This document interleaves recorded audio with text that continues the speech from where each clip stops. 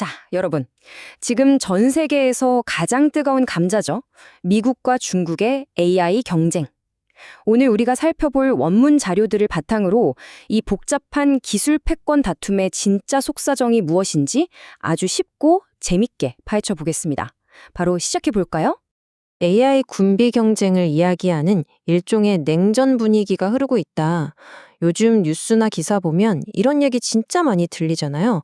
두 강대국이 세계 1등을 차지하려고 아주 미친 듯이 전력 질주를 하고 있다는 거죠. 다들 막 불안해하면서요. 근데 여기서 잠깐만요. 아주 근본적인 질문을 하나 던져보겠습니다. 과연 미국과 중국이 같은 트랙을 뛰고 있는 게 맞을까요? 우리가 흔히 생각하는 이 냉전 프레임은 잠시 내려놓으셔도 좋습니다.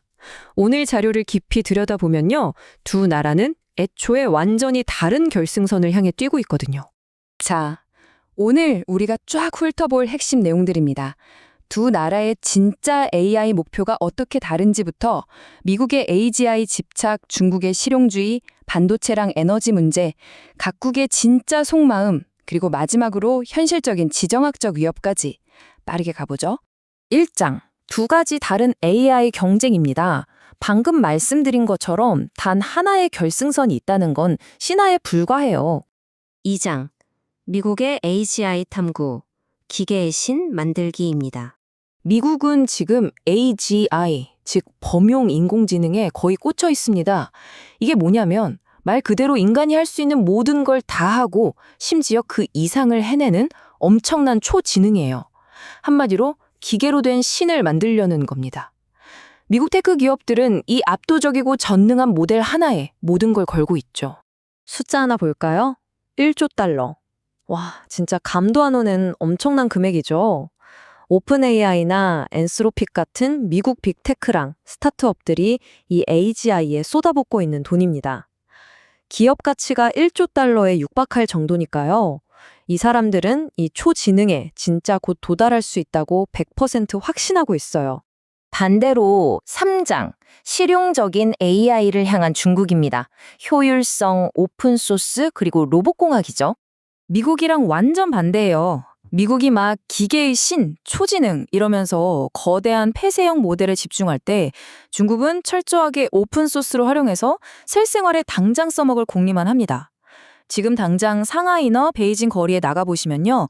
눈에 보이지 않는 뜬구름 잡는 초지능보다 서빙하는 로봇, 배달 드론, 자율주행차 이런 게 훨씬 흔하게 굴러다닙니다. 일상생활의 너트와 볼트처럼 AI를 조립해 놓는 게 중국의 진짜 목표거든요. 4장, 칩, 에너지, 그리고 제약, 소프트웨어의 물리적 현실입니다. 도대체 왜 두 나라가 이렇게 다를까요? 결국 이 하드웨어 때문입니다. 5조 달러.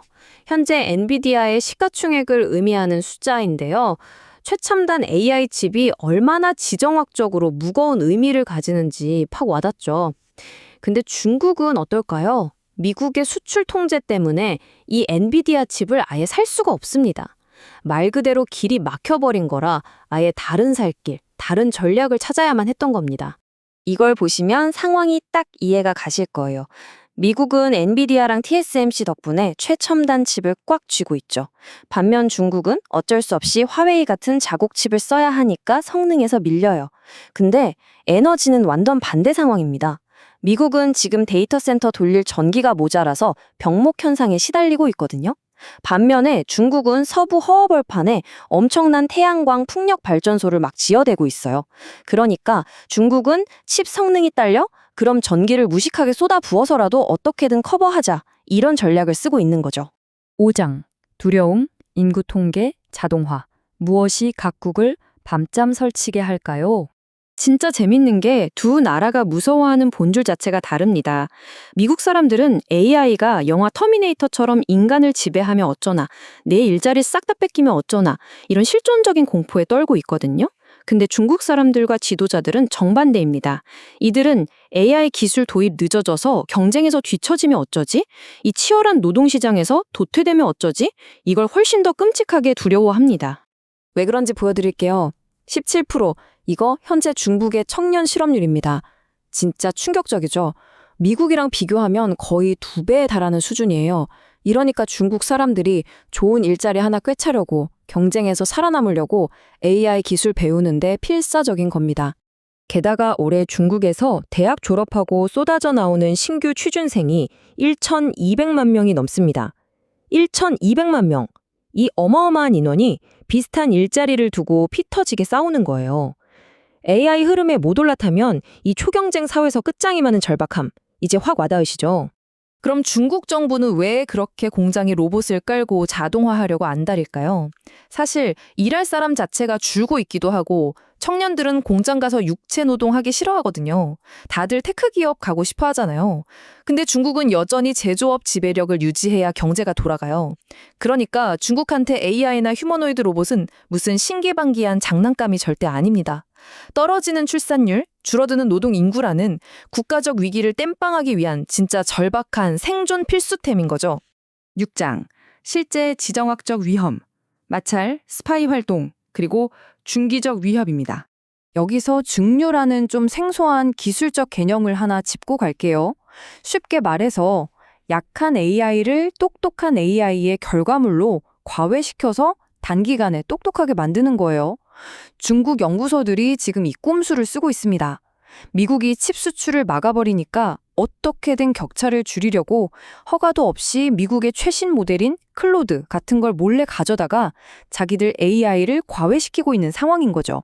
결국 이 전혀 다른 두 목적지가 현실에서 부딪히며 찌릿찌릿한 마찰을 일으킵니다. 미국은 칩 금수 조치로 중국 발전 속도를 늦추려 하고 중국은 무단 증류 기술 써가며 몰래 우회하고 있죠. 근데 원문 자료에서 전문가들이 지적하는 진짜 무서운 점은요. 공상과학 영화에 나오는 초지능의 인류 지배 같은 게 아니에요. 오히려 이 AI를 악용한 고도화된 사이버 공격이나 생물 보안 위험 같은 당장의 위협이 훨씬 더 현실적이고 즉각적인 문제라는 겁니다. 이와 관련해서 미국 내에서도 딜레마가 엄청납니다. 자료에 나온 이 문장 한번 들어보세요. 안전벨트를 매느라 속도를 늦추기보다는 차라리 더 빨리 달리는 쪽을 택해라. 와, 무섭지 않나요? 이게 바로 미국 내 가속주의자들의 입장이에요. 안전 따지다가 중국한테 주도권 뺏기면 끝이니까 일단 규제 풀고 무조건 밟자. 이런 거죠. 우위를 지킬 것인가? 안전을 위해 속도를 줄일 것인가? 진짜 머리 터지는 상황인 겁니다. 그럼 옛날 냉전 시대 때 핵무기 조약 맺은 것처럼 AI도 서로 공식적으로 조약 같은 거 맺으면 안 되나 싶으실 텐데요. 자료에 따르면 현재로서는 절대 불가능에 가깝습니다. 왜냐고요? 서로 눈꼽만큼도 못 믿거든요. 상대방이 우리나라 데이터 센터에 들어와서 샅샅이 감시하고 검증하도록 내버려둘 나라가 세상에 어디 있겠어요? 어림도 없는 얘기죠. 그래서 이 자료가 우리에게 남기는 마지막 질문은 참 묵직합니다. 미국과 중국이 서로 안전장치를 만들겠다고 합의하려면 결국 돌이킬 수 없는 끔찍한 비극이 먼저 터져야만 하는 걸까? 어쩌면 우리는 지금 안전벨트도 안 매고 전속력으로 달리는 차에 타 있는 건지도 모릅니다. 완전히 다른 곳을 향해 질주하는 두 강대국, 그리고 절대 좁혀지지 않는 그들 사이의 불신.